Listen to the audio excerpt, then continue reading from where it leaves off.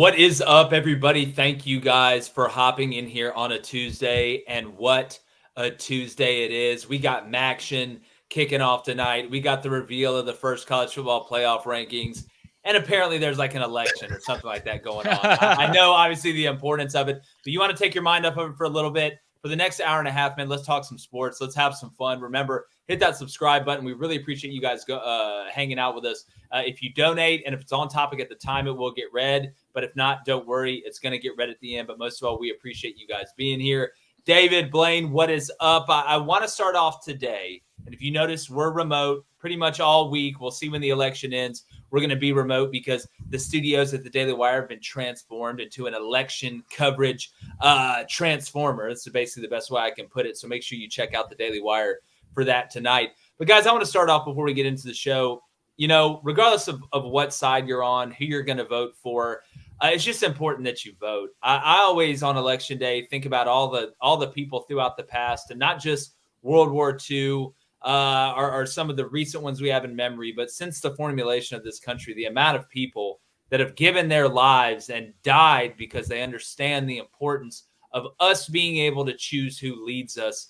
So, you know, I'll kick it to you guys for your thoughts on it quickly, but just go out and vote. It's our right as Americans. And it's something that, you know, we should always treasure because so many people gave up everything so we could have the ability to do it. No doubt. Yeah, I'm glad you brought that up. I know there are many people across the country that may feel disenfranchised by the political system. They may feel politically homeless. Certainly, I've felt that at times. I've been all over the political spectrum since, you know, my adult life when I began to vote.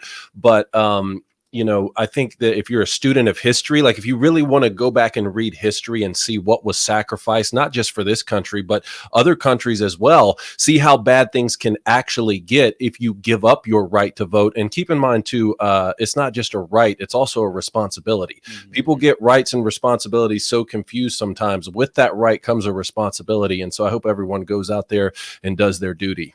It doesn't matter where you live, if it's Alabama, Georgia, California. If you think you know which way it's going to go and you're pretty sure about it, doesn't matter. You're an American. Get out and vote. Definitely. Well, we got a great show for you. That's the last thing we're going to say about any election stuff, our political stuff. We're going to give you our top 12 rankings, what we think the college football playoff should look like. Can Ole Miss finally get over the hump and win the big game? And it's the NFL trade deadline. It's a Tuesday, and we're turned, as usual, here on Crane & Company.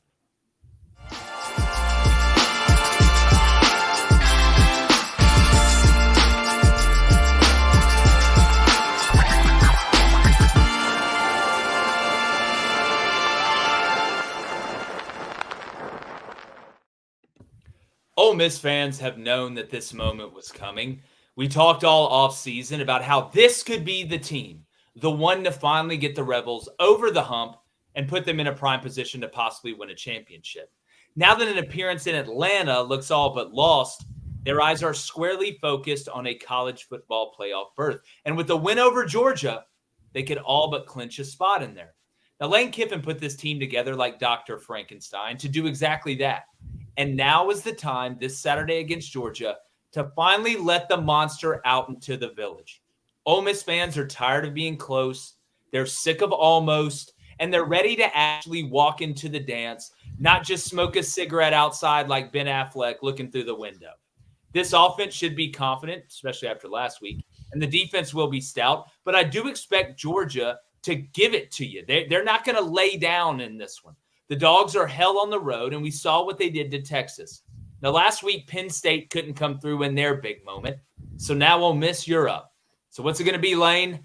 Will the Oxford faithful finally get to taste glory in the big game, or will they be served the same old humble pie that they've gotten in the past? That we shall see. All right, my co-host. Is humble pie good? Depends on where you're at. Yeah. Depends on or you. Yeah. David Cohn, former Michigan quarterback. My brother, former Western State, Colorado wide receiver. And look, we previewed this game. We went through the nuts and bolts of it yesterday. If you're looking for a full-throated preview, you need to go check that out. I don't think it gets any better than Crane & Company, especially when it comes to that. But, David, I want to start for you. You know, all across kind of the landscape of college football, we're looking at these teams that have yet to take that next step. I mean, we talked about it a long time with Kirby Smart in Georgia. They finally got over it. We talked about it with Dan Lanning in Oregon. They finally got over it with Ohio State. We'll see how it works in the back end. But Ole Miss isn't the only one. I mean, Indiana's going to have a shot here in a couple weeks against Ohio State. But if you're an Ole Miss fan, this is what you've been building towards.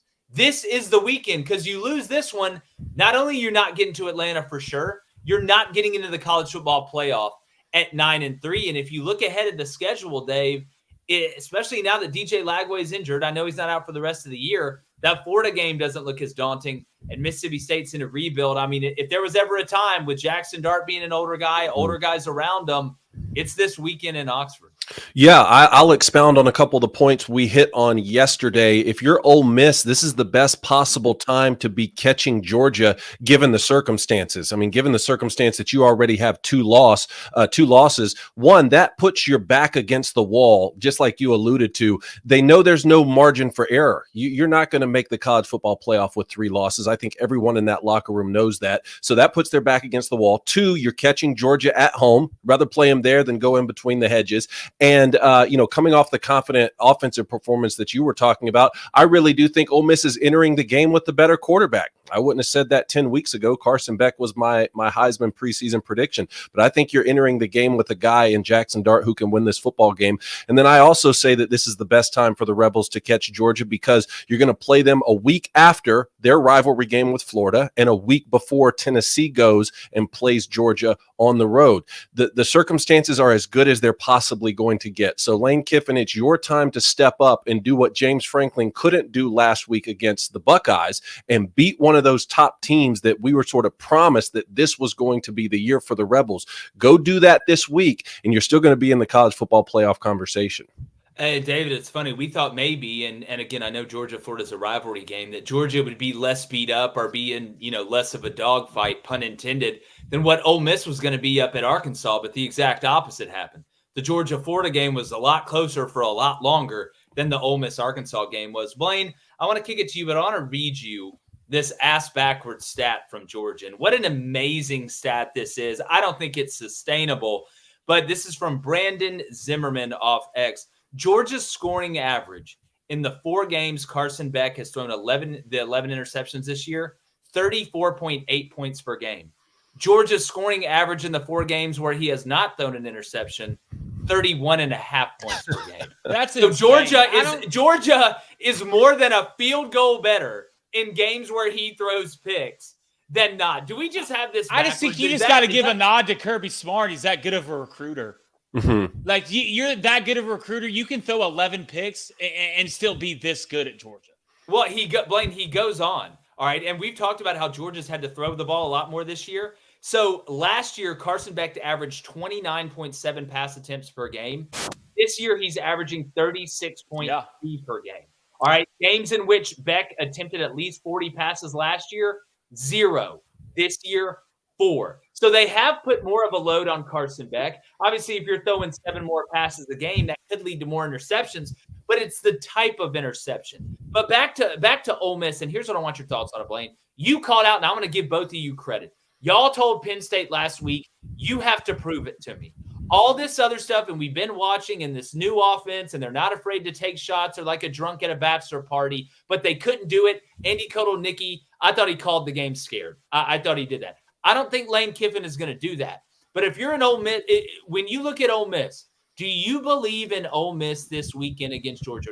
I'm not asking you to make a pick, but do you believe maybe Ole Miss has a better chance than what Penn State had at home against Ohio State? Yeah, I do, because I think Ole Miss I like the play calling a lot more and more weapons too, especially if Trey Harris is back and healthy. And you saw that receiver with 5 touchdowns and 200 yards last week for Ole Miss. And when it comes to Lane Kiffin play calling, I never think Lane's scared when it comes to play calling, but it's not about being scared. It's about calling the right plays at the right time. And sooner or later, Lane Kiffin is going to have to win a big football game. You lose to LSU, you beat an Arkansas team that's unranked. That Kentucky loss is going to come back to bite you in the ass in the worst way. But we talk about this all the time. It just seems to me that the only team Kirby Smart is good at losing to is Alabama. Anybody else, he just finds a way to win. This is how good of a coach team Georgia is. Carson Beck can make all these mistakes. 11 interceptions, and they still find a way to win. What is that? That's culture. That's what your coach brought to that school. A lot different than a lot of other schools. Go look at Auburn right now. They find a way to what? Lose football games. So right now, if I'm looking at this football game, I know we're not going to pick them. I think Ole Miss has a great chance to win this game. But I go back to the James Franklin thing. You still have to prove to me that you can beat your older brother in the driveway one-on-one. Yeah, and look, I understand what you're saying. We're not making our picks yet and won't do it until Friday. But David, I want to get to the chat. We want to know what you think. How are you feeling? Where you're leaning? Hit that subscribe button. No calls today. Obviously, we're remote. But David, let's forecast a little bit.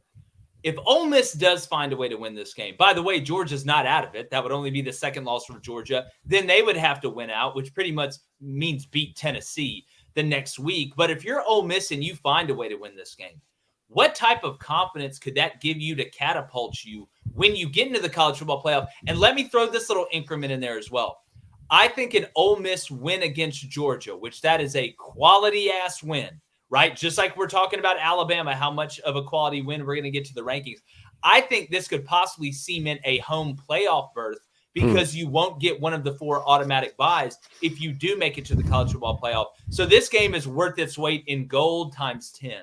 Possibly, yeah, because if Ole Miss wins out, and we talked about this 2 weeks ago, if they win out, all 4 of those wins are going to be very impressive, and that was including the win they already now have over Arkansas. And even Mississippi State, while not overly impressive, look, that's still a rivalry game. That's the Egg Bowl. You want to beat your rival, and Lane Kiffin has had a little bit of trouble with that. That stat you brought up about Carson Beck's turnovers, though, with the points per games, that is insane. And that's one of the reasons, like yesterday I said, the most paramount stat in the Alabama-LSU game is turnovers for the quarterbacks especially. There's no margin for error for those quarterbacks to turn the football over. It's not necessarily the case in this game. Not that you ever want to turn the ball over, but Georgia's proven they're scoring more points when Carson Beck turns it over, and Ole Miss is so explosive on offense that they maybe can overcome a couple of those things. Blaine, I'm glad you brought up Lane Kiffin's play calling because, like I alluded to yesterday, he's going to have the benefit of having watched Steve Sarkisian, you know, his brother from another mother, the OC at Alabama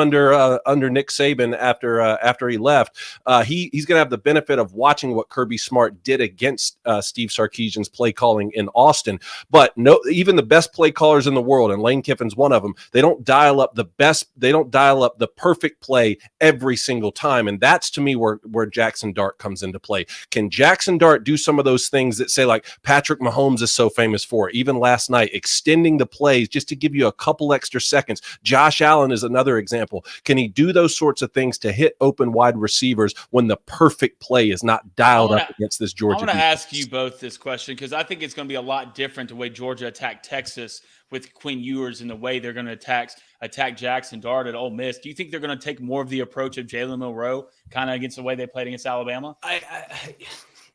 Go ahead, Dave. You can answer. I think that they're going to do the way they played Cade Klubnik. To me, that's a better comp. I think Jackson Dart and listen, I'm not saying Cade's as good as Jackson, right? But as far as an archetype of player, I think there's a lot more similarities between Cade Klubnik and Jackson Dart than there are between Jalen Milroe and Jackson Dart. I think Jalen Milroe's a much better runner when he's healthy than both of those guys, but I think Cade Klubnik is a better thrower overall than Jalen Milroe. And so I think that's why I kept, and we talked about this yesterday, going back and looking and scouting at other teams they have played. Yes, it was the first game of the year. That may actually be a feather in the cap of Georgia because it is so long ago, right? That tape, not that it would get buried, but maybe there's some recency bias when you're coming to scouting. I think they're going to take more of a week 1 against Clemson format defensively than what we saw against Jalen Milroe in Tuscaloosa. Yeah, I agree. It's so rare to have to spy 2 guys because the quarterback run threat is so extreme. And that's what they kind of had to do against Jalen Milroe, not only this year, but in the SEC championship game a season ago.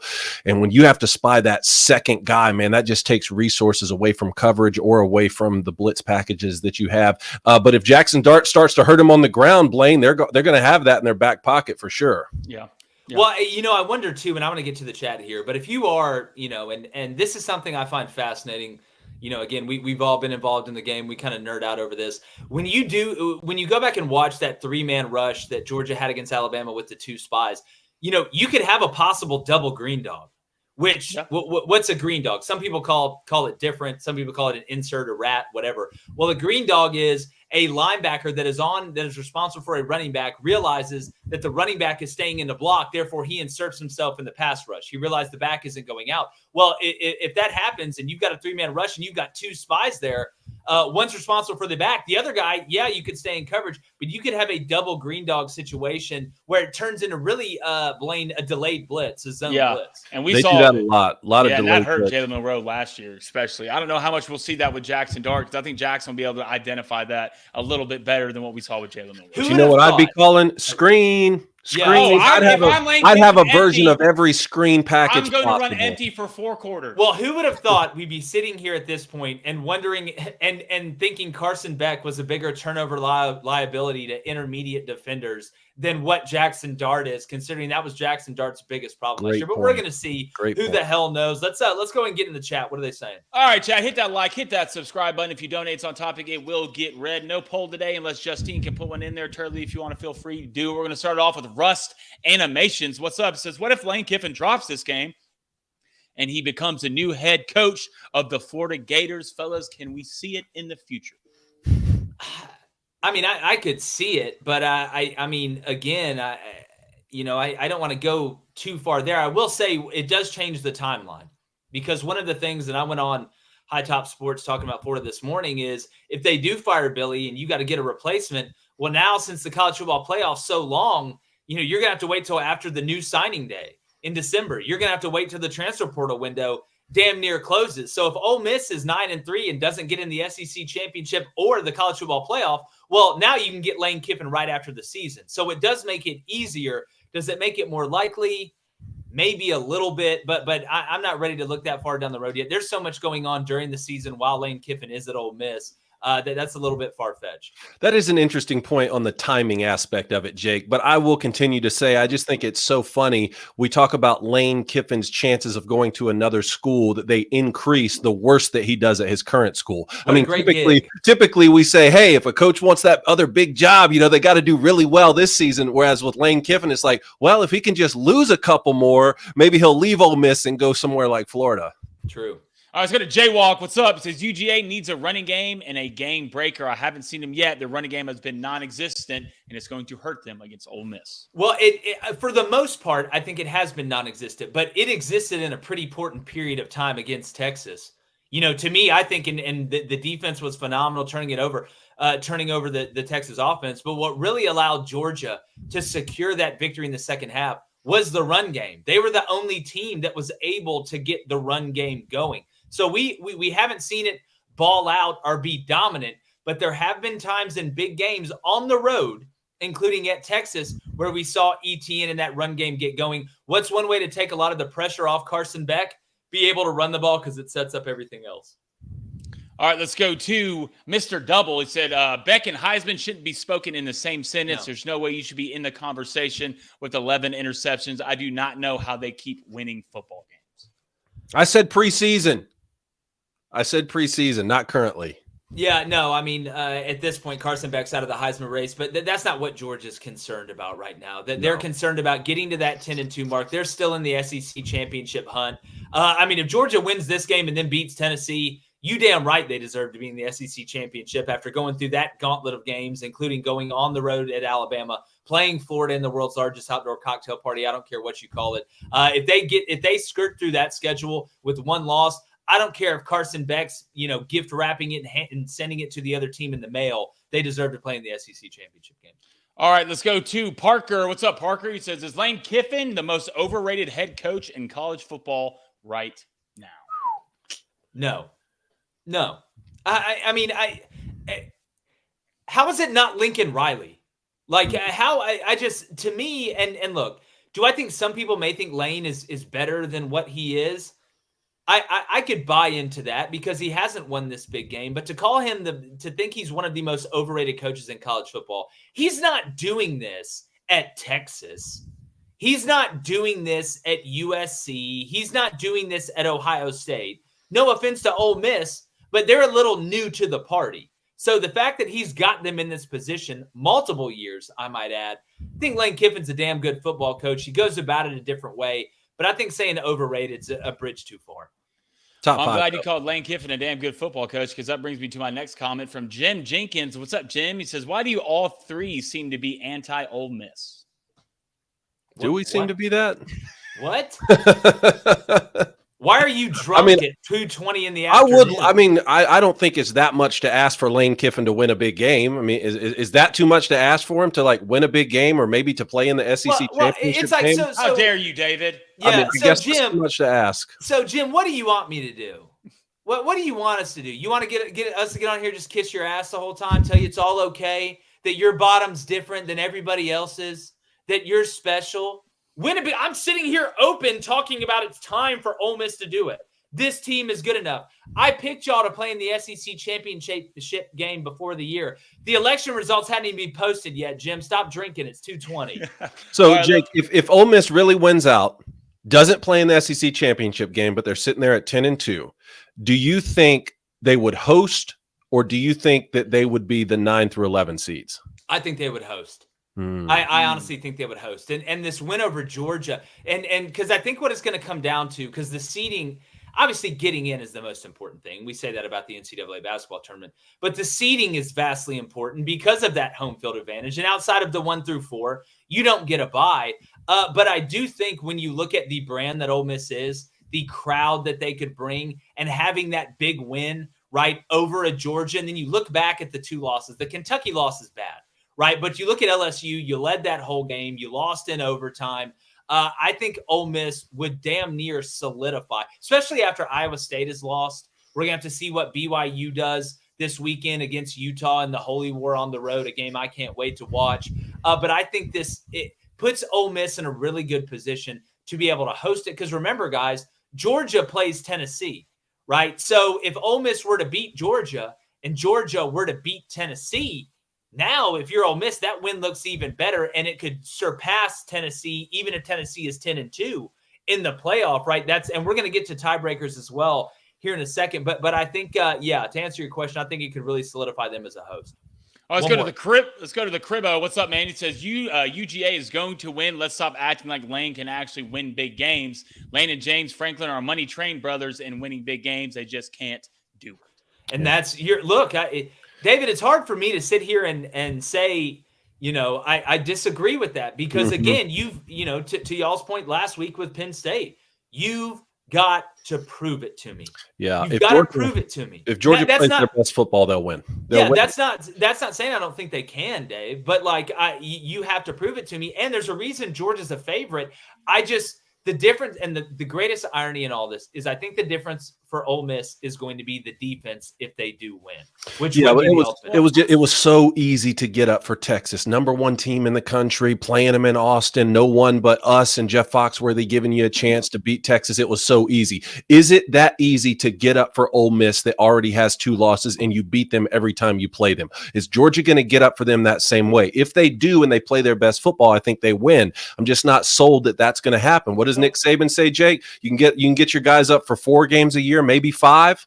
The rest of them, you got to hope for the best. Which team's going to go ahead? Yeah, go ahead, Blaine. Which team's going to show up? Georgia against Texas or Georgia versus Alabama? Yeah, the first half, right?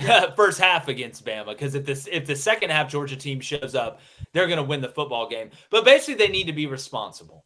All right, let's talk about something for a second that separates the men from the boys. We're not just talking football here. I'm talking health. All right, because in football, we got our offensive player of the game, defensive player of the game. All right, but for responsible man, we have our responsible man of the week. All right, we've gone through it. We've had Clark Lee. We probably could have had him multiple times. I think we still got to go with Kurt Signetti after last week, what they did at Michigan State, just absolutely beating them to death. But when it comes to health, most men don't get what they need the most. All right, our diets, say what you want. They're not the best. And if you want to make sure that you're getting all the vitamins and nutrients you need to check out Responsible Man. It's a multivitamin that's packed with 33 key ingredients that help sharpen your immune system, helps your brain, helps your muscles, helps everything. Ladies out there, if you don't think your man's getting all the vitamins and nutrients he needs, it's very, very easy. You go to responsibleman.com.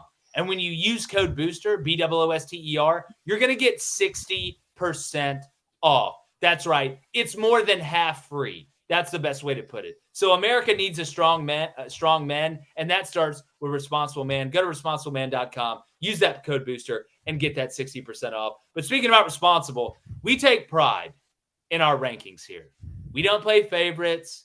All right. We kiss and tell. All right. I'll go ahead and say that. I'll tell everybody. Blaine told everybody about everything.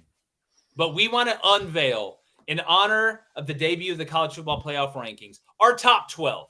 Okay. Our top 12. Let's go ahead and throw that bad boy on the screen there, Justine. Let's go ahead and put our top 12 college football rankings, starting with our good friends at Oregon. Justine, go ahead and throw that bad boy up there. Here we go. So if you're on audio, I'm going to read it to you 1 through 12, and then we're going to explain it. We'll go 1 through 4, then 4 through 8, and then 9 through 12. I don't want to hear any SEC bias anywhere. No, anywhere. No, I don't. Anywhere. 1, Oregon, undefeated.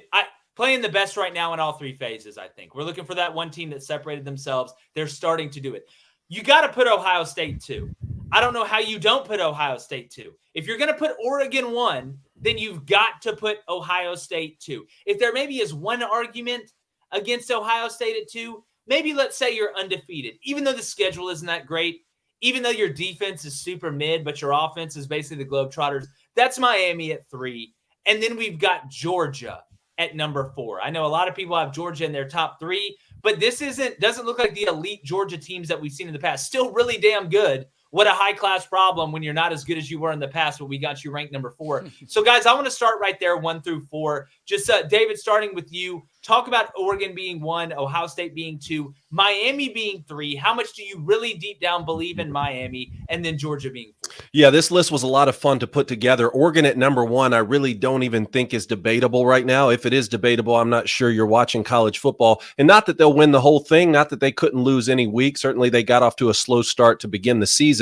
But I think Oregon on both sides of the football right now, they're so balanced, complementary ball, and they have so many weapons on offense that can give it to you in just different ways. Number 1 is solidified. And really, I feel like the Buckeyes at 2 is not debatable, right? But very close with the 1-point loss in Eugene. I can see that, somebody like Georgia fans, maybe they're upset. They want to be 2, or they want to be 3. But I think that the way Georgia's been playing on offense, that justifies the 4th ranking. Miami at 3 is interesting because we've been talking about the way they've been playing defense and having to be so one-dimensional with the offense leading the way. I think what's interesting is Georgia, to me, could jump Miami this week if Georgia beats Ole Miss on the road and really puts together a good offensive performance. Miami even just winning the way they have been winning, I think that could maybe justify the Bulldogs being at 3. I'm not sure that they could jump up to number 2, though, unless something catastrophic happens with the Buckeyes playing Purdue. Blaine, let's talk about Miami for a second because, we put them there. You've got to respect the 9-0 record, just like with BYU, who we're going to get to in a second. You've got to respect that. And especially in today's college football landscape with all the craziness, winning is winning. Winning ugly is a beautiful thing. Losing pretty is a very ugly thing. But if we're going to project Miami and we say, all right, is there one kind of weak link maybe in that top 4 because of a side of the ball?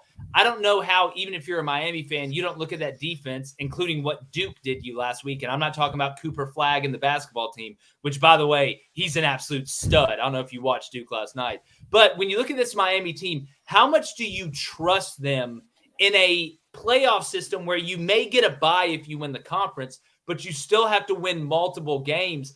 As good as the offense is, I don't know if you can thread the needle that many times in a row in the postseason as opposed to what we've seen during the regular season. Yeah, exactly. That's a great question. If there's anybody going to thread a needle at quarterback, I want it to be Cam. I think Cam can be the guy to do that. And if you get to the playoffs enough to where you get a bye and you have only a certain amount of games left, you can win those games with a mediocre defense. We've seen that before. But right now, you have to give Miami credit. Are they winning? Yes. Is it pretty most of the time? No, but a win's a win. If they keep moving up and keep getting better on defense, Miami's going to be able to go with 4 quarters with anybody with the athletes they have on offense. So if you want it to be a track meet, Miami's perfect for that. I don't think their defense have gotten a lot better, but they have enough weapons on offense. Have beat enough teams where I think it's respectable to put them at number 3.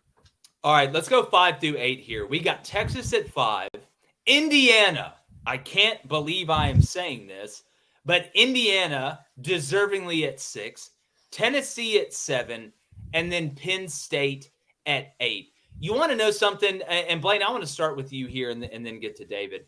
Even it's funny. We talked about moving Indiana a little bit in front of Texas, but we haven't seen Indiana against an elite team yet. We've seen Texas, even though they did lose against Georgia. Say what you want about Michigan, who's kind of fallen off a cliff. I think we know more overall about Texas than we do Indiana.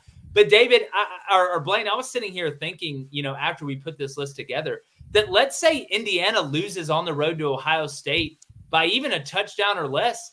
I think you can put them ahead of Texas in the next rankings if that's how it folds out. Because if you look at the way that Texas lost against Georgia and compare that to Indiana, if they don't get blown out against Ohio State, I mean, what's the argument against it? I mean, how much do we punish, Texas for that game? I mean, who has Indiana played? Mm-hmm. Well, that's Nobody. What I'm saying. Once they play Ohio State, that I'm looking not if they play Ohio State and they get ran out of the building, we shouldn't even almost. I agree with that. That's not what I'm asking you. What I'm asking you is, what if Indiana loses by a touchdown? What if it's a competitive game and we're looking at here saying, you know what, Texas played Georgia at home and got their ass beat, got doubled up, but Indiana went on the road to the number 2 team in the country that lost to the number 1 team in the country by a point on the road and hung in there. How can you sit here with a straight face and tell me that Indiana shouldn't be ahead of Texas? Well, it's so tough to me because I feel like, one, Texas played whoever they played a lot earlier in the season. So it kind of dictates a little bit more, especially later in the season. And you have to play somebody, in my opinion. If you go to Ohio State and you play it close, for sure, we can have that conversation. And if you keep winning, I'm pretty sure you're going to find yourself in the championship game. And then that's another conversation we can have. But right now, to me, if you look at Indiana's schedule, guys, it's just nothing on there I am impressed with. Mm-hmm. Okay? Well, I mean, look at Miami. We got Miami at 3, David. I mean, who is Miami really beaten that you say, oh my God, this Miami team can beat elite teams? I mean, I'm looking here because, guys, there's a legitimate world in which, David, if Indiana, and again, I know it's somewhat of a long shot. I don't think it's nearly as long as what we thought it was. If Indiana goes and beats Ohio State on the road, how is Indiana not the number 1 team in the country? Yeah, good point there. I think there's a correlation right now between Texas at 5 and Georgia at 4, in that both of those teams have played one atrocious half of football this season. For Georgia, it was against Alabama in the first half. That was on the road. For Texas, it was the first half against Georgia, and that one happened to be at home. For Indiana, I agree with everything Blaine is talking about right now when it comes to the schedule. That's why I don't believe they deserve to be in the top 5, but I do like them at 6 right now. And look, they're going to get their shot. There are 2 teams in the Big Ten Conference that have set the gold standard for most of the history of that conference, but certainly in recent years. Indiana is going to be able to play both of them, Michigan and Ohio. And look, you get them in that order, right? You can't slip up against Michigan. You can't just look past them just because they're down this year. Down this year. I think that's a mild way of putting it. But another thing that will do for you is that gives you a common opponent with Texas, who you may be ranked up against or you may be compared against when it comes to the college football playoff. Granted, they played them at different points in the season, but at some point you can say, hey, let's look at Texas the way they played Michigan. Let's look at Indiana the way they played Michigan. And also, when we get into our Big Ten tiebreakers here in a little bit, I'm going to go into a little bit more depth on what the rest of the season could look like and should look like for Indiana. Jake, quickly, Jake. If Indiana gets blown out by Ohio State, where do you put them?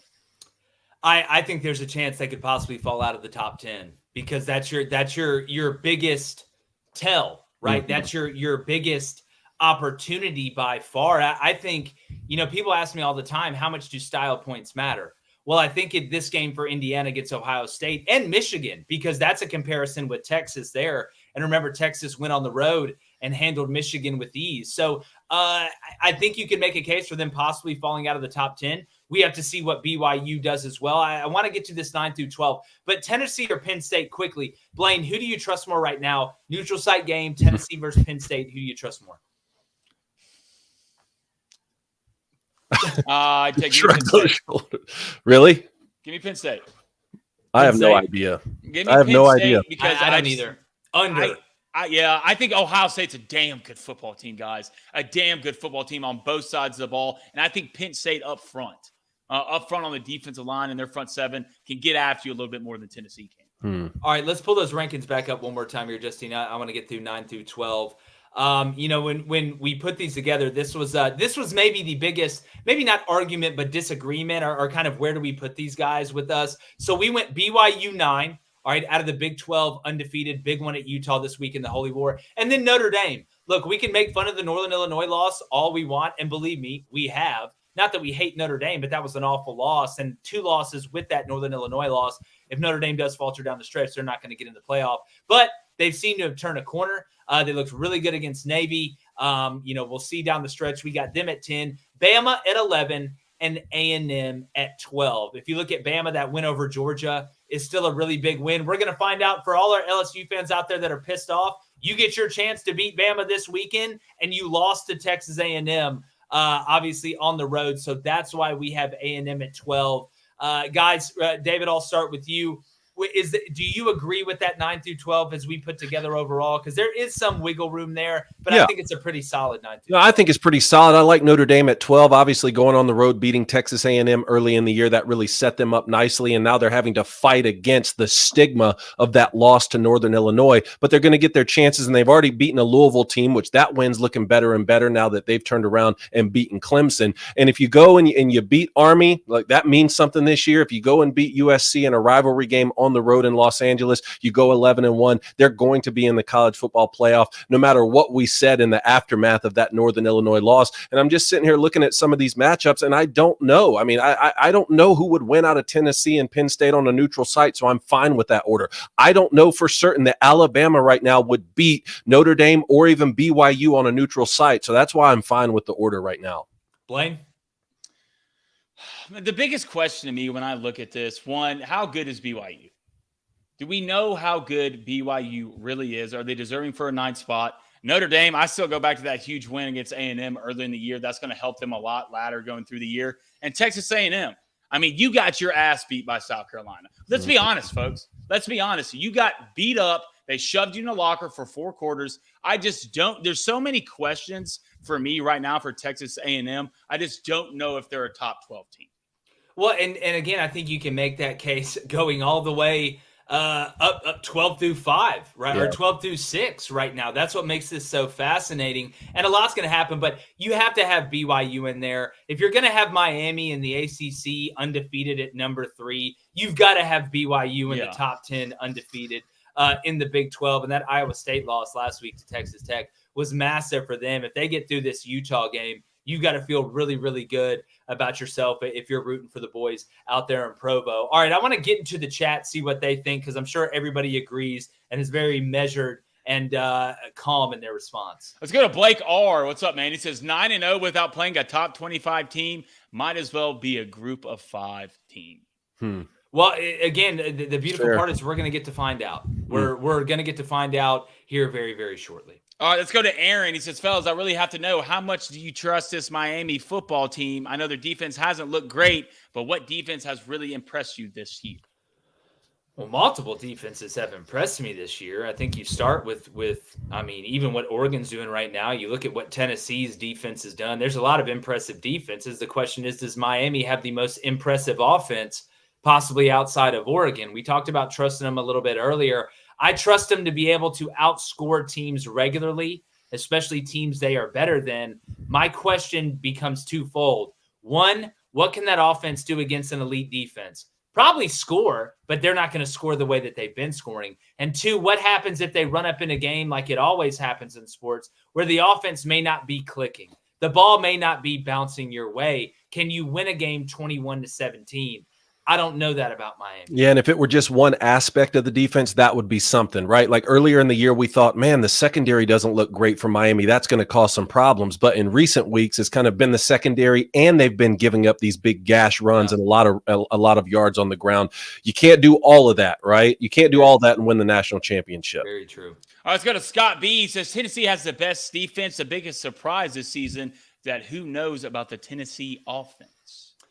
Well, and we talk about room for growth, right? Like, so if I were to throw this comparison at you, Blaine, remember, if you donate, it's on topic, it will get read. If not, we're going to read it at the end. But would you trust a growth and development more of Miami's defense down the stretch or Tennessee's offense down the stretch? Because here's what I see out of Tennessee's offense.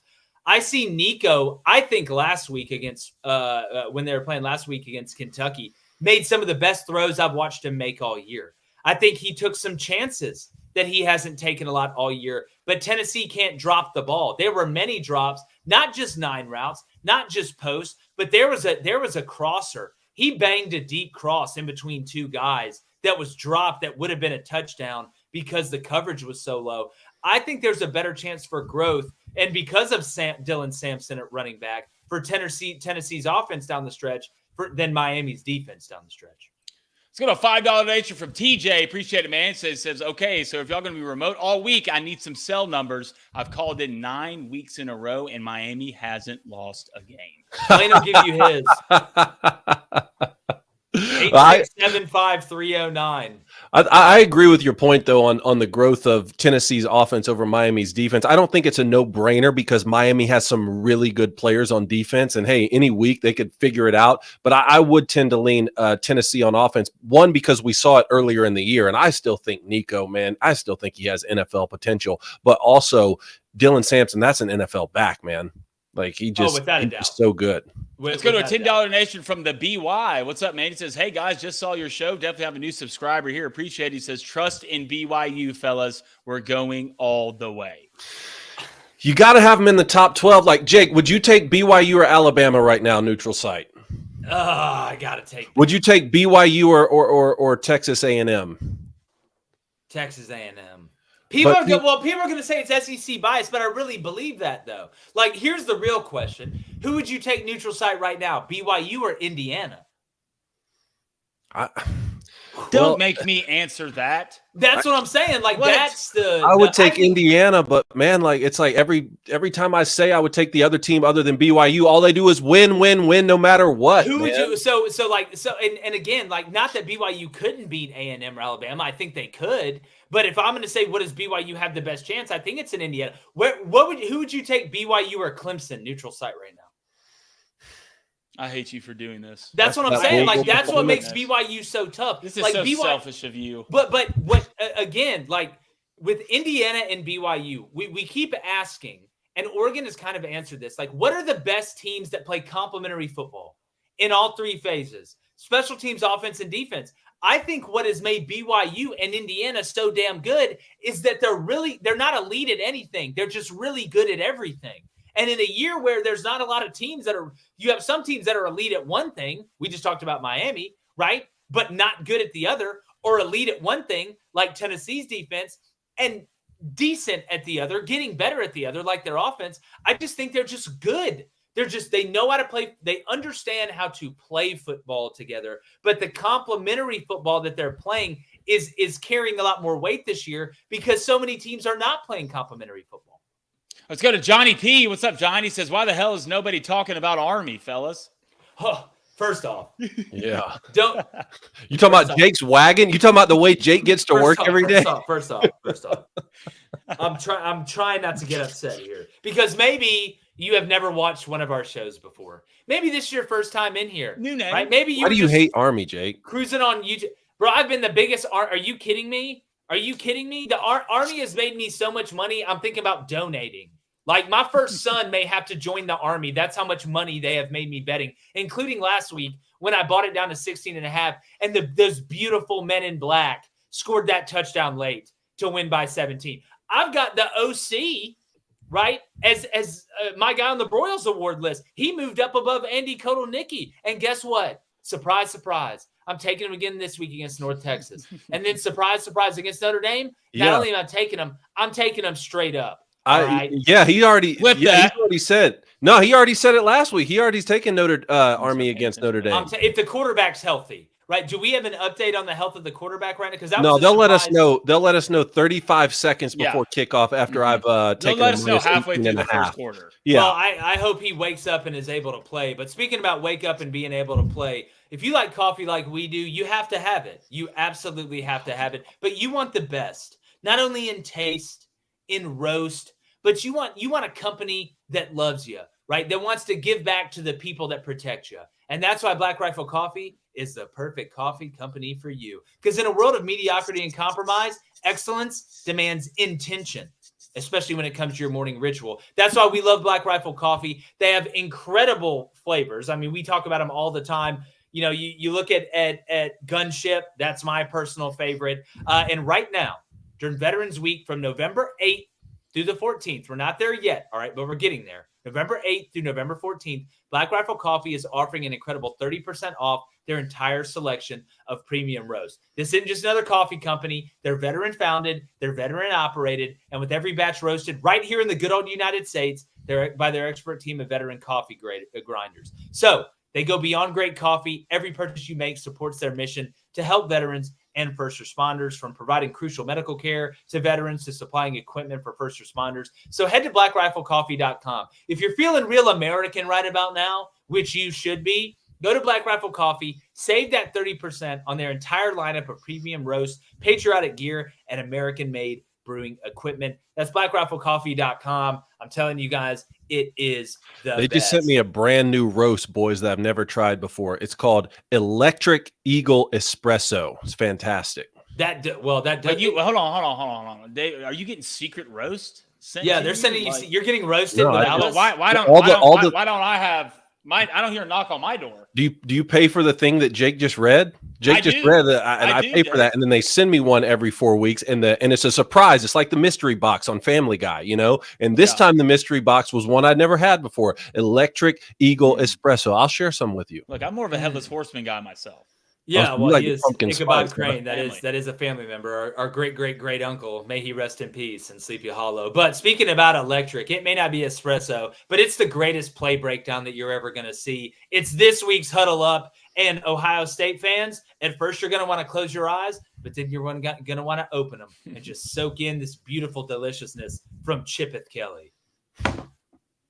All right, huddle up, everybody. Let's get an 11 personnel and go bunch left, spider 3, Z shallow rail. This was the first touchdown for the Buckeyes en route to a 20-13 victory over Penn State. Let's break it down. Penn State up 10 here following a huge pick 6 off of Will Howard, but the Buckeyes are following that mistake up with a nice drive. They're just outside the red zone. It's 2nd and 5, and they come out in 11 personnel. So that's 1 running back, 1 tight end, and they've got 3 wide receivers. They line up under center in a bunch formation to the field, and Chip Kelly dials up a play action with a shallow rail concept. This is one of the toughest routes to guard against. We broke down Steve Sarkisian calling this for Quinn Ewers at Texas last season. Ben Johnson and Jared Goff with the Lions love this route. Typically it's called for a tight end, but here Kelly designs it for Emeka Mbuka, who is the point person in our bunch formation. And this play is best against zone coverage, but because we're hoping to get the backside zone defense to fall apart enough for us to get a player lost with a shallow that turns into a rail route up the sideline.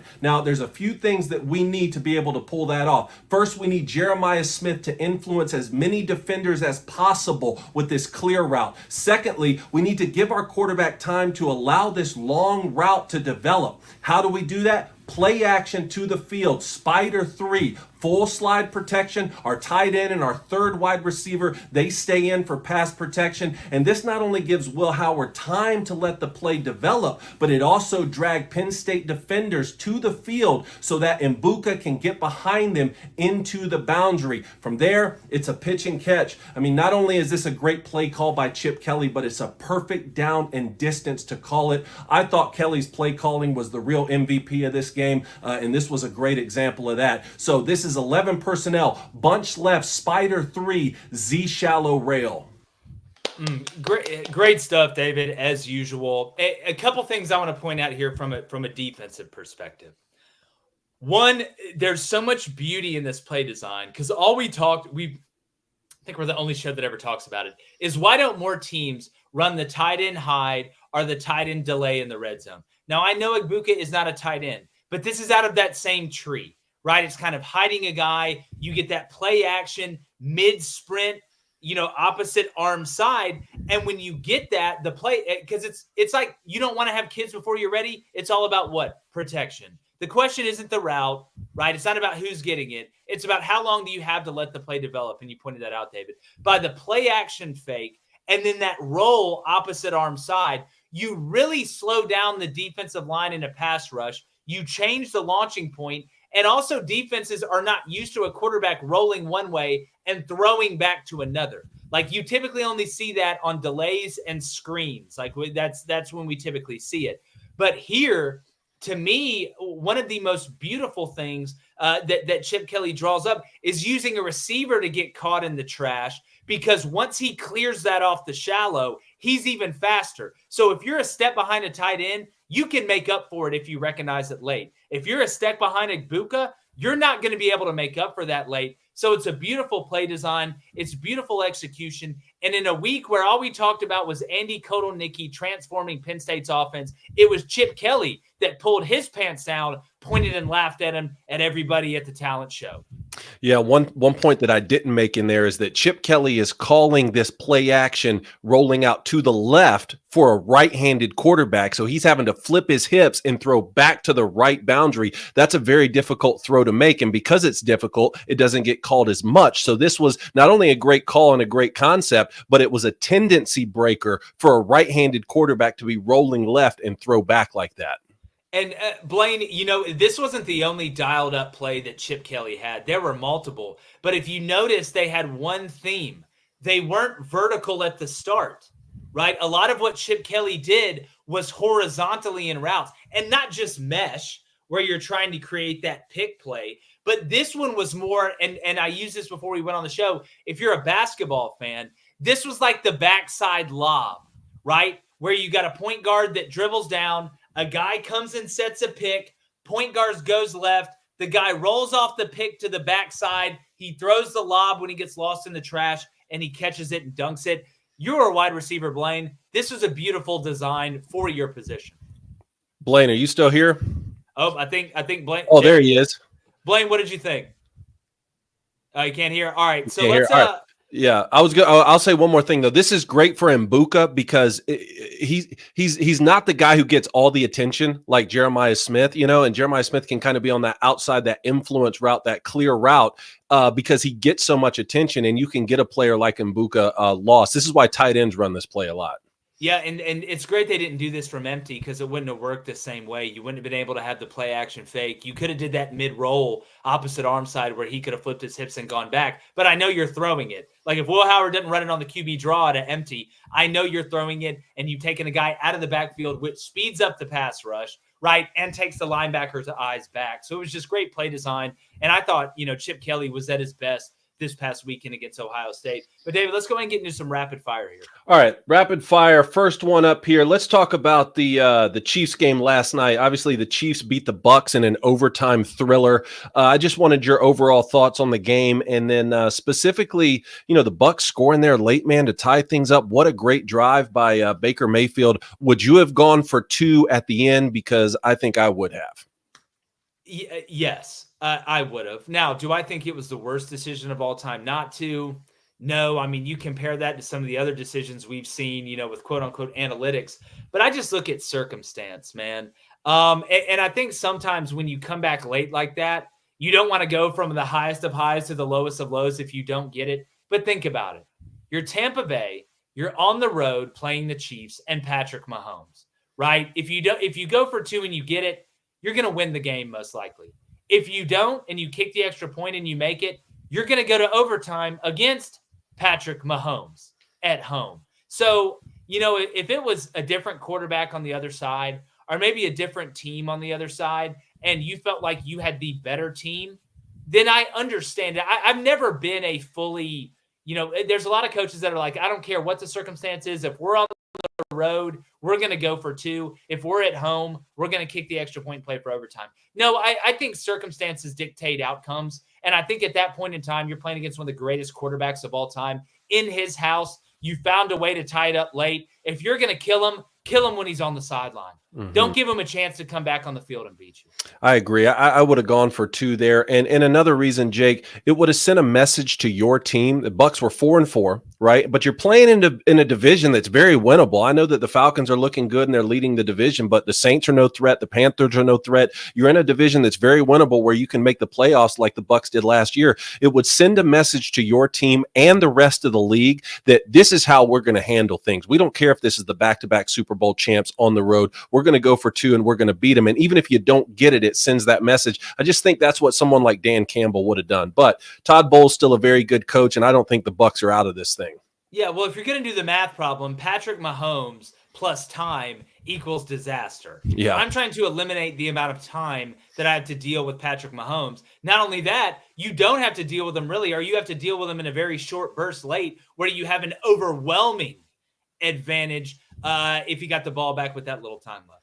All right. I do want to at least mention that today is the trade deadline for the NFL. I think what we should probably do is just see what all moves happen today and then highlight those tomorrow, possibly even in our NFL best and worst segment. So, guys, stay tuned with that. There's a lot of moves that are happening even right now as we speak, I believe. But I did want to get to a couple other things here, unless there was a trade you already saw. Well, you know, Marshawn Lattimore, I think, went to the Commanders. I did see that. I believe it was the Commanders. And there was some talk, David, about DK Metcalf possibly being traded. Really? That has not happened. Yeah, he has not been traded. But, you know, as far as overall, like, big moves, haven't seen a lot of those today. A lot of it's been kind of, you know, shoring up some areas, bringing in some maybe not big name help, but help at certain positions. I think the most interesting thing we've seen today is teams giving up draft picks. I think some teams kind of gave up a little bit too much from a draft pick standpoint, but we're going to have a full analysis of this tomorrow because who knows how it's going to pop. I mean, it's 2:56 right now.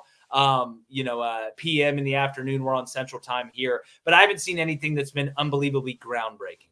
I know the Lions did add a defensive end after Aiden Hutchinson went down. That was an interesting one people were talking about. So we can break that down tomorrow. When you talk about players going to Washington, it sounds like, I think Adam Schefter put out a report, players are asking to be traded to Washington now. For the first time since Dan Snyder owned this team, players will play with Jay Daniels and Dan Quinn. The first time anybody in a profession other than politician wanted to go to D.C. Yeah. All right. Back to the college game. You were talking about Miller Moss is getting benched at USC. What's the latest on that? Well, and again, you want to talk about something that nobody saw coming. I didn't see one person, even when it started falling off a cliff. And I'm sure there probably was some in the, you know, inner circles of the USC fan base and message board base and media that were hinting at it or maybe talking about it. But, I mean, you look at Lincoln Riley, say what you want about him. The guy can develop quarterbacks. And after what we saw Miller Moss do at the end of last year, what we saw him do at the beginning of the year, not only against LSU, but against Michigan, you know, getting that drive late, scoring that touchdown, throwing that laser hole shot against cover 2. This was not shocking, but the fact that the shocking part was that it has gotten to this point with USC and Lincoln Riley, because, again, his tutelage of quarterbacks, you can question a lot of things. You cannot question his ability to develop a quarterback. So for him to make this move, I know how important that relationship is between a head coach like Lincoln Riley and a quarterback. It had to have gotten bad. But if you're a USC fan, as much as it sucks to see this happen, at least Lincoln Riley's willing to do whatever it takes and show you that he understands that there is a problem. And even though it's a problem and he's responsible for all problems, but the quarterback is his, if he recognizes it and he's willing to make that move and, pun intended, fall on that sword, you knew the move probably had to be made. How about Le'Veon Moss at Texas A&M? It sounds like he has a season-ending injury. Yeah, man, I just hate that. I know A&M's got other backs. I mean, and again, he's lost 2. Yeah, it's just, you know, and it's funny, not funny, but it's ironic that, you know, this happened to Texas before the season, guys. I mean, not only did they lose Jonathan Brooks to the NFL, but they lost multiple backs before the year coming in. And A&M, I think you can cover it up more with Steve Sarkisian and Quinn Ewers than A&M can cover this up. And I love Colin Klein. I think he's a great play caller. But you've got a freshman quarterback in Marcel Reed, and he needs all the help he can get. And I think sometimes people think that running backs are just meant for running the ball. I know that running is in the name of the position, but being a running back is so much more. It's pass catching ability. It's being able to recognize blitzes and being able to pick them up, even if a blitz ends up being something different than what they showed pre-snap. So this hurts A&M. I mean, I think overall they'll be fine, but especially this A&M team, you don't have Johnny Manziel at quarterback. You need all the bullets you can possibly get in the chamber to be able to not only make the college football playoff here at the end and beat, I don't know, Texas, but to be able to make a run if you get to the SEC championship and then possibly to the college football playoff. But I hate it for the kid overall, man. Tough week for Texas A&M, Lane. Yeah, but I will say this, okay? If you're going to get hurt at any position, if I'm A&M, which I want no one to get hurt ever, I would want it to be running back. You have 3 studs at running back. That includes Reuben Owens, Moss, and Amari Daniels, who's an absolute dog. And I get what you're saying too, Jake. From a running back perspective, you need all the factors of playing. You need to be able to run block, go out and catch, do all the things you need to do with a young quarterback. So I think A&M will be okay. But if I'm A&M, that's not my biggest worries. My biggest worries is I just got beat up for 4 quarters by South Carolina. It wasn't my running back's fault. Well, and David, can I make another point? We talk about win the water cooler on the show. You're not going to hear this from any other show because you may hear it from a couple of guys that have been in it, but this really hurts you on special teams as well. Not just because, and I'm not saying that Moss played on every special teams that they had, but having multiple backs like that allows you to put other guys on special teams behind him that you don't have to throw out there, and them all understand the pass protection. Right? Not that you don't teach them, but this week, I promise you, they're spending extra time with a new kid they had to put on special teams, whether that be at gunner, right? Whether that be at L1 or R1 on kickoff, whether that be at returner or off returner, whether that be at corner or other spots on punt return. I used to love putting running backs on my punt return team and sending them to block the punt because they're typically quick twitch and can make up a lot of ground, and they understand angles of how to get to a certain spot. So this affects you in more phases than just offense. I just wanted to throw that out there because I don't think you're going to hear that anywhere else. Last one here. Former West Virginia coach and Houston coach Dana Holgrenson is joining Nebraska staff as an offensive consultant. Is this just to help shore up a couple things with a young quarterback this year, or would this relationship extend into next season, you think? Well, I mean, they brought Phil Snow in too. If you're the offensive coordinator, if you're sad at Nebraska, this is not good. Like, not only are you not playing well on the field, they're having to bring in consultants to help fix your shit. Like, that's not – I just think about if it was me, David, and we're 7-8 games in the season, 9 games in the season, and we're screwing up on special teams to the point where they got to bring in another expert at that, specifically that. It's not like Dana Holgrenson was coaching the linebackers, right? It's not like he was coaching the kickers. It's offensive perspective, which entails what play you're calling, when you're calling that play, and schematically how that play is put together. To me, this attacks you philosophically, which is the most detrimental thing to a coach. It's one thing to say, hey, maybe I'm not calling the best plays at the right time with the tendencies I see on the defense. It's another thing to bring somebody in it to look at if what you're doing philosophically makes sense. Yeah. So it's smart by Matt Rule. I understand why he did it, but if you're the offensive coordinator, this is about as bad as it gets without being told you're fired. I thought Matt Rule was the fixer, right? That's all we talked about. He is. That's what he's trying to do. Well, I mean, I feel like he should fix it. I don't feel like you should have to bring in somebody else to come fix it. Yeah, didn't Saban bring in consultants like every season though? Yeah, I guess to your point, things weren't broken necessarily. Those guys were asking Saban shit. Do what?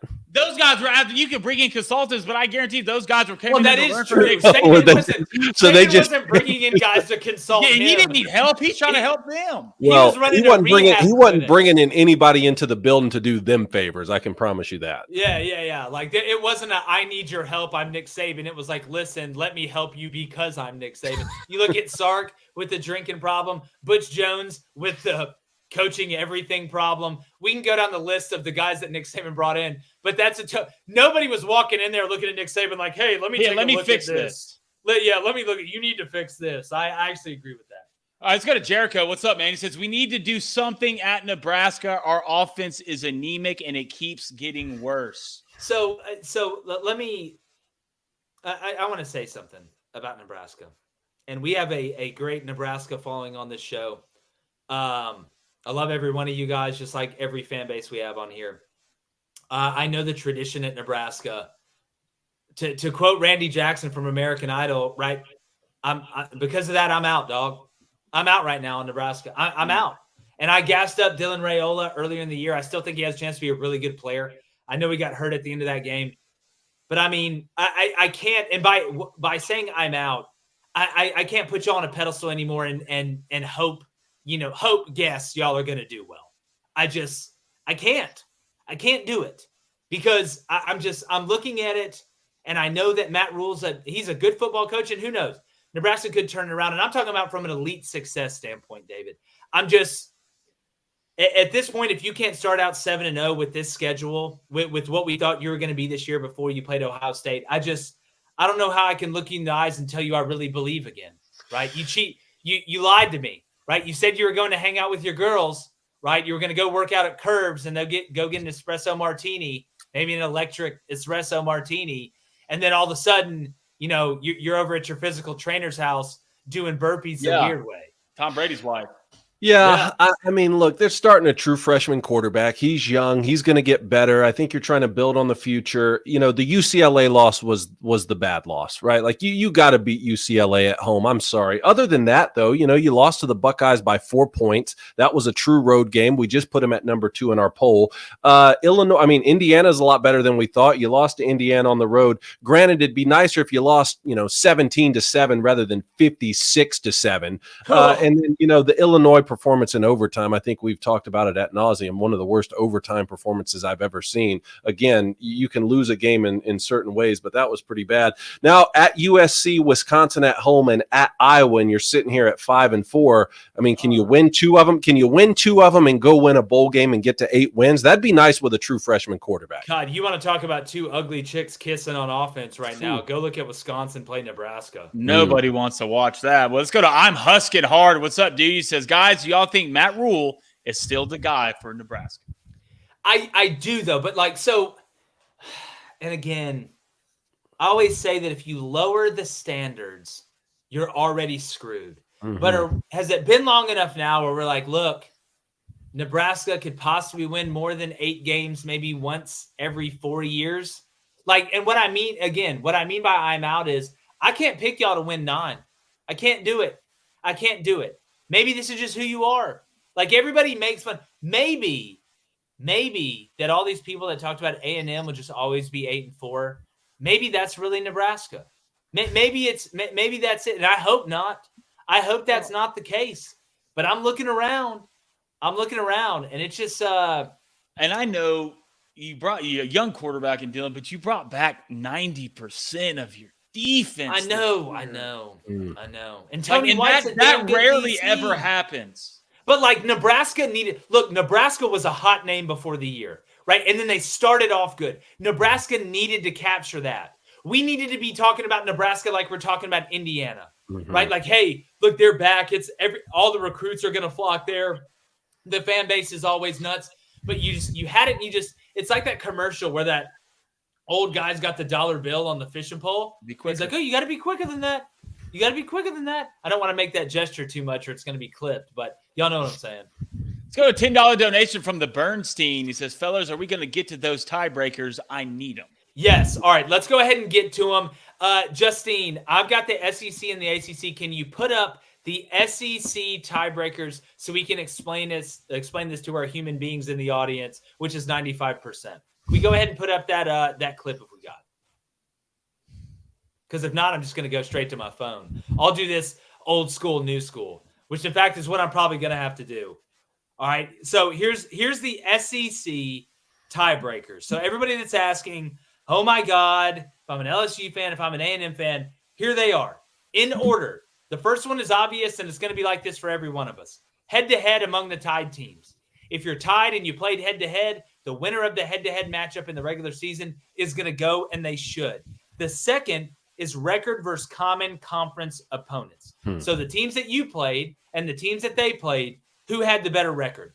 I don't think it would go past that, but they have to make rules for if it goes past that. And here's where it gets, like Dr. Emporium's Wonder Distorium, whatever the hell that thing's called. So your record against the highest team in the standings that both teams have played. All right, if y'all both played a top team, whoever did better in that game is going to go. And it's going to go in order from that top team to the second best team y'all both played to the third best team y'all played, because they say, and failing that, proceeding downward through other common opponents.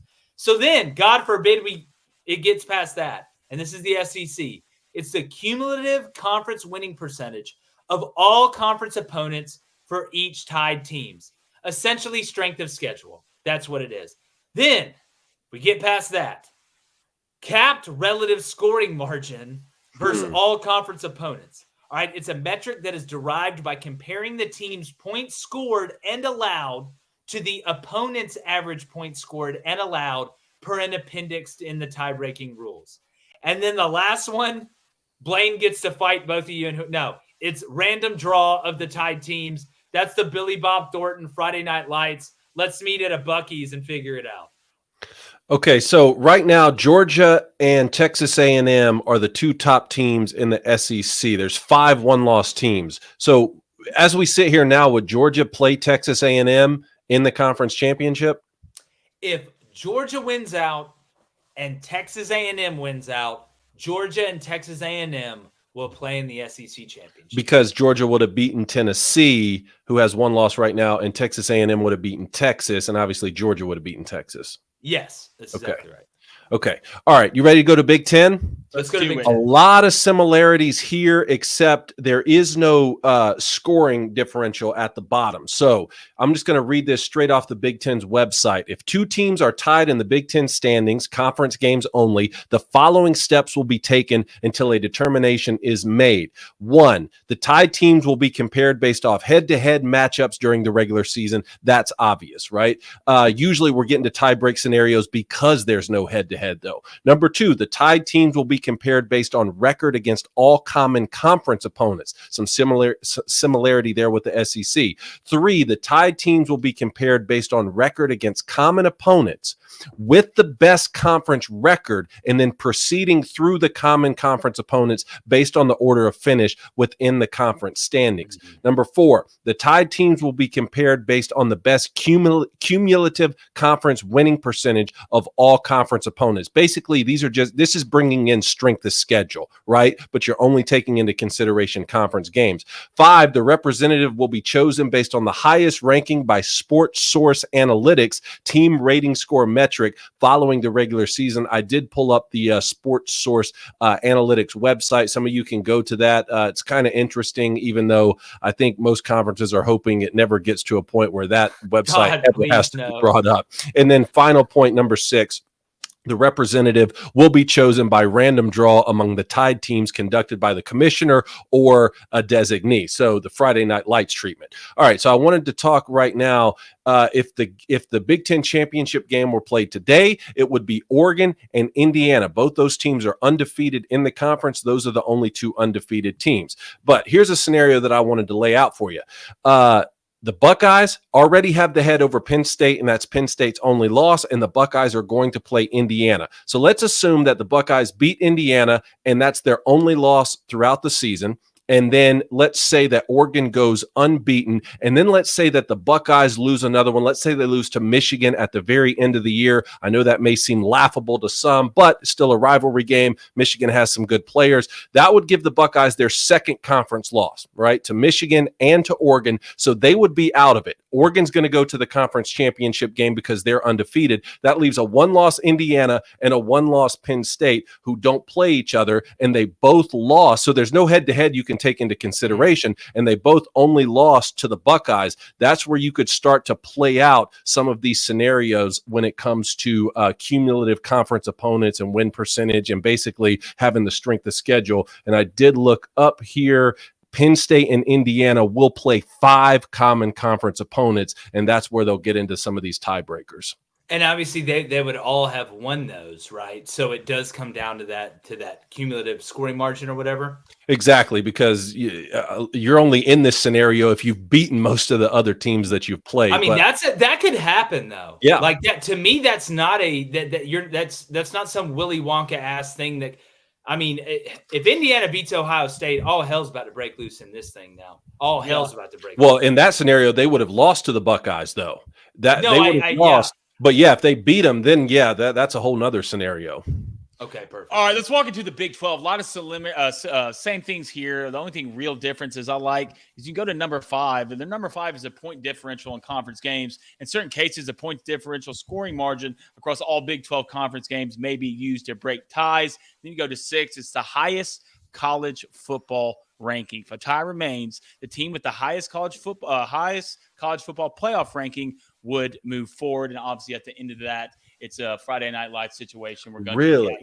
Okay, so hold on. You're talking about the Big 12 right now? Correct. Is that right? Okay, so Jake, in the SEC and in the Big 12, both of those conference have a scoring margin caveat, right? So if it behooves you to beat teams as badly as you can in conference, right? For both of those? Correct. Okay, Yes. and then what you're saying, Blaine, is for the Big 12 that they actually have a clause that takes into consideration the college football playoff ranking after all the games have been played. Which 6. to me is kind of, I get why they did it, but you're doling it out to the committee now. Like now you can put the blame on the committee, which isn't a stupid thing to do. And again, I don't hate it, but I don't see that anywhere else. I didn't see it in the SEC. So like I got, and I want to get to the ACC tiebreakers. I just want to read, like you want to talk about where that fourth or fifth tiebreaker may be needed. It's going to be in the Big 12 because listen to the conference overall record. BYU's 5-0, take him out of it. Iowa State's 4-1. Colorado's 4-1. Kansas State's 4-2. Texas Tech is 4-2. Cincinnati's 3-2. Arizona State's 3-2. West Virginia's 3-2. So, like, there's a lot of things that could happen in this conference. Guys, Colorado plays Texas Tech this week. Yep. Iowa State and Kansas State still have to play each other. Last game of the season, right? Yeah, so if Kansas State beats Iowa State and Colorado wins out, Colorado's going to be in the Big 12 championship. Which is, you want to talk about. That's why last weekend was so massive for them. That's exactly right. And they didn't even play. All right, I want to get to the ACCs. The first one is head-to-head. The second is win percentage versus common opponents, so just like the SEC. The third is win percentage versus common opponents based on their order of finish, right? So you're breaking ties based on the results against the best team in the standings, which is the same thing as the SEC. The fourth is the combined win. So the second is your win percentage versus common opponents. All right, this is the ACC, but the fourth is the combined win percentage of conference opponents, of the ones that you've played. And then the next one, the fifth, is the team with the higher rankings according to the team rating score metric released at the conclusion of the regular season games. Okay, and then the last one is basically y'all meet up like on Anchorman 2 and all the news channels fight it out to see who wins. It's a draw. This is the funniest part, though. It's a draw administered by the ACC commissioner or the commissioner's designee, in case he's like, no, you do it. You draw it, right? So and you look at the ACC standings, Miami's 5-0, SMU's 5-0. They went out, it's easy peasy. But then you got Clemson that's 5-1. Pittsburgh is 3-1.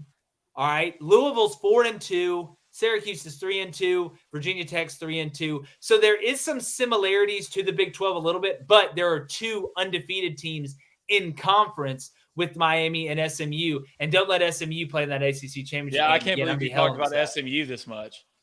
I know. I'm afraid to talk about them. I'm scared to talk about them because I don't want to jinx it. Because I'm just telling you guys, hell's coming with me if SMU plays. If they're 11-1 and I had them playing Miami, who would be undefeated. All right, in there, I'm gonna be hell on that. I don't even know if I'm gonna show up. Then, how do you guys feel about one of the metrics being point differential, so that you are sort of encouraged to beat teams as badly as possible? I'm fine with it. You know, it's like Cam Newton said: "If you don't want me to dance, don't let me score." I like that a lot better than a coin flip. Well, sooner or later, guys, you just run out of things that you can use as a tiebreaker. True. Yeah. That is true. In the point, we're going to have to meet in the driveway. You bring your two biggest guys. I'll bring my two biggest guys. We'll see who goes to the playoffs. Yeah. And in natural conversations like the ones we have every day, and we get to call it our profession, but people around the country are having them in bars and cigar shops all over the place, is, well, the team A beat team B worse than team C beat team B. People are talking about that all the time. And to your point, Blaine, it's just like at some point you run out of things to compare, right? Well, is this the only example we have of the transitive property actually having material value? Well, when it's down at 0.5, 6, or 7, which it pretty much was in the two examples y'all gave. Yeah, that's true. I don't think we'll get past 2 in any of these. And if we do, I think it's most likely going to come out of the Big 12 or the SEC, because I think it's a very small chance that SMU and Miami lose, and then, you know, Ohio State as well on the way out, even though Indiana's a problem. All right, y'all ready to get these donations? Let's do it. All right, we're going to start it off. You got TJ. We're going to start with Laura with a $10 donation. She says, it's the most wonderful time of the year. Football's tossed around. Basketball's on the ground. Winning teams will all cheer. It's the most wonderful time of the year. I hope I had good melody with that. I hope y'all enjoyed that. No, you didn't. You actually ruined it. It was a great lyrics. Wow, you just can't sing. Good. I'm glad we're all here. Let's go to a $5 donation from Falcon. Appreciate it. With how important Wisconsin is today, can we get Dave to say something nice about the Badgers? Maybe even humping that. It's so funny he says that. I was thinking about that pervert earlier when I was looking at the Electoral College map, but I won't tell they killed his cousin, the squirrel. Like, I know he's kind of down bad right now. They're cousins. Wait. He's cousins with him? Yeah, he's like squirrels and badgers are cousins. Y'all didn't know that? Watch a Jeff Corwin show. Grow up. I don't know about that. Let's go to a $5 donation from Minty Fresh 58. He says, if every game ended at the 2-minute warning, Virginia Tech would be 8-0-1. Instead, they're 5-4. Is it time to fire Brent Pry? Well, I mentioned maybe Brent Pry's in trouble earlier, and I had so many Virginia Tech fans DM me that he's fine. Look. If my aunt had, she'd be my uncle. I mean, if ifs and buts were candy and nuts, we'd all have a Merry Christmas. But the fact that you can't finish in 2 minutes and I can shows me I'm better than you. All right, let's go to 2 Cranes, 1 Cone, $5 donation. I think you guys got the top 12 pretty much right. Jake still owes me merch from week 1. Oh, God, yeah, we got to pay that up. God, never hear about that. But, God, anytime Kirk needs his merch, there's every week. It's crossing international lines. They gotta know, internationally, they gotta know. I'm not cool enough. It could be terrorism. Because I don't talk well enough. I'll work on it. $2 donation from the Nighthawk. Appreciate it. Just say it, fellas. Go Army, beat Navy. I'm riding the Army. I'm here. Black Knights. Let's black it out. Whatever Big Jeff Monken guy. Yeah. $10 donation from the Com. What's up, man? Appreciate it. He says, Clark Lee, fellas, coach of the year. There's no doubt about it. You beat Alabama. If that's the only game you won, you're still the coach of the year. Of course, president. You better hope Indiana and BYU lose then. Because if those teams go undefeated, that's going to be coach of the years right there. All right, $10 donation from Booster Club Cards. I'm getting called in my ear to get out of here. Did looking at those action figures make you think that you were looking into a mirror? I hope you all like them. Back to work for Steve. Take care of you all. Hey, Steve, take a real quick look behind it. Yeah, I'm thinking about just letting the action figure do a show. All right, guys. Thanks, everybody, for joining. If we didn't get to your donation, we'll get to it tomorrow. I promise. Obviously, we work for a political company. It's the election, so we got to go. We appreciate you guys being in here. Hit that subscribe button. And like the chances of everybody being calm about what happens tonight. And we'll post our bets on social as well. We're gone.